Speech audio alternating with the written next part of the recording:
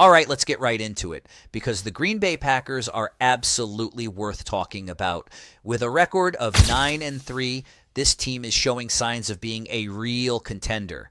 Sure, the season has had its ups and downs, but when you look at the performance they just put together against the Miami Dolphins, it's hard not to get excited about what this team can achieve moving forward. From the very first play to the final whistle, the Packers played as well as I've seen them all season. That game showed exactly what this team is capable of when everything clicks. When you have both an offense and a defense playing like they did against the Dolphins, it's going to be tough for any team in the NFL to beat you. Before we dive deeper into why I'm so high on this Packers squad, if you're a fan of NFL content, don't forget to hit that subscribe button. You won't want to miss out on more updates and analysis as we head into the rest of the season. Now back to the Packers. As I mentioned, the team is coming off an impressive win against the Dolphins, which improved their record to 9-3. This win keeps them in the race not only for the NFC North Division title, but also for the top spot in the NFC playoff picture.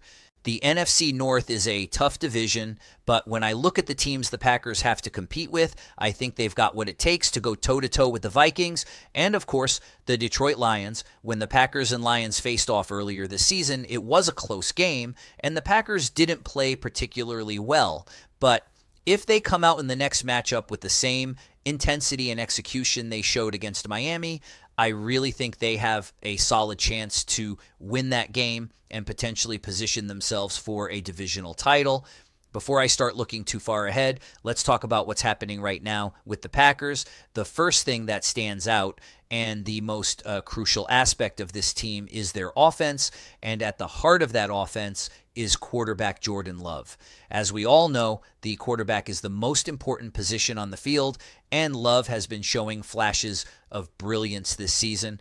However, he's also had his fair share of struggles, especially when it comes to turning the ball over. He's been aggressive down the field, which has led to a number of touchdowns, but also a fair number of interceptions. As a young quarterback, that's to be expected. What excites me about Love is his mentality. He's willing to take risks, and while that sometimes results in turnovers, it also shows that he's not afraid to push the ball downfield. With Jordan Love, you know he's going to attack defenses, and that mindset is what will allow him to grow into one of the league's top quarterbacks in the future. Love has already done some impressive things this season. For one, he's currently in the top 6 in the NFL for touchdown passes, which is remarkable considering he missed 2 games. That speaks volumes about how often he's getting the ball into the end zone. But what really caught my attention in the game against the Dolphins was how efficiently Love played. He was calm, collected, and most importantly, he didn't turn the ball over. Against a defense like the Dolphins, which has been solid all season despite their record, Love was nearly flawless. He threw for 2 touchdowns, completed passes at a high percentage, and didn't allow any turnovers. This is exactly the type of performance that shows Love is on the verge of taking that next step in his development. If Jordan Love can continue to cut down on those turnovers, this offense has the potential to be one of the best in the league. And it's not just about Love. The Packers have one of the most balanced offenses in the NFL, and a big part of that balance comes from their outstanding run game, led by Josh Jacobs. While Jacobs didn't have a standout game against the Dolphins, he's been consistently strong throughout the season. The combination of Love at quarterback and Jacobs in the backfield creates a dynamic 1-2 punch that forces defenses to spread out and account for both the run and the pass.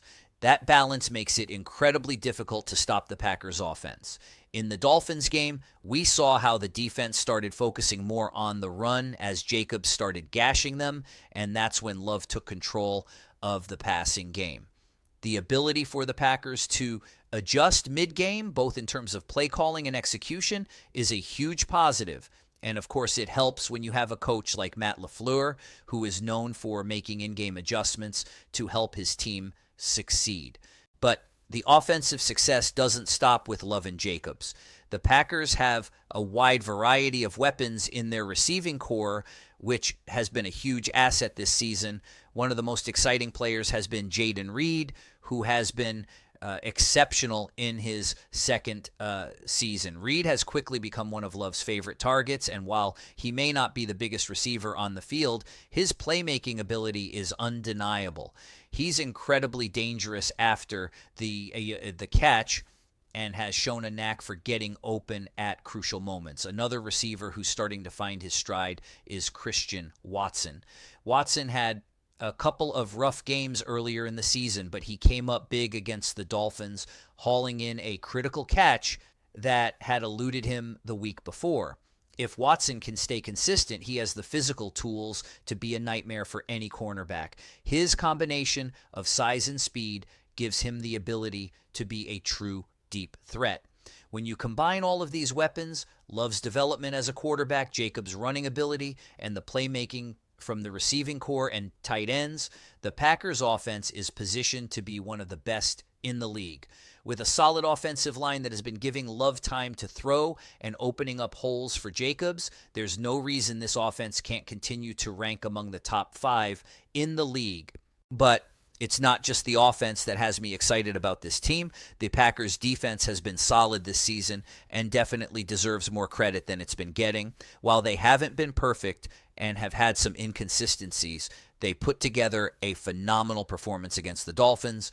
Miami, when healthy, boasts one of the best offenses in the league, but the Packers shut them down.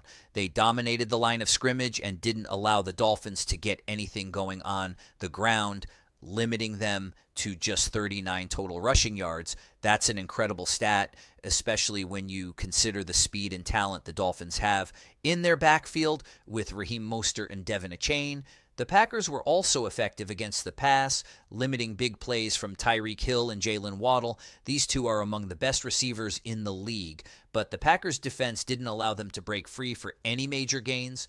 The defensive line also played an important role, sacking Tua Tagovailoa 5 times and putting consistent pressure on him throughout the game. The Packers' defense has shown they can perform at a high level, and if they continue to build on this momentum, they'll be a force to be reckoned with in the playoffs. Combine that with the offense's potential, and the Packers are in a position to make a serious run this season. If they can keep up this level of play, there's no reason they can't win the NFC North and even push for the number 1 seed in the playoffs. Overall, I'm extremely optimistic about what this Packers team can achieve.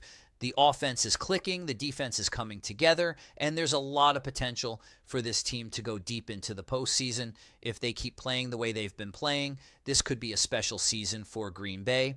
If you enjoyed this breakdown of the Green Bay Packers and want more updates, make sure to hit that like button, subscribe, and ring the bell so you never miss a video. Drop your thoughts in the comments below. I'd love to hear what you think about the Packers' chances this season. Until next time, take care.